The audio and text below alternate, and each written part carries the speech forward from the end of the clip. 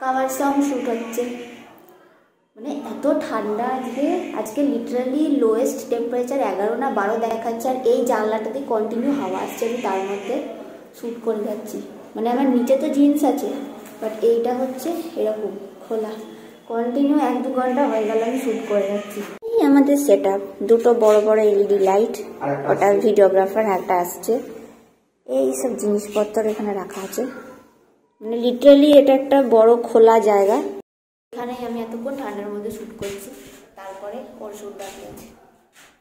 Second dress, এটা পরে একটু ভালো লাগছে, শীতটা কম লাগছে, বাট স্টিল ফটো শীত করছে।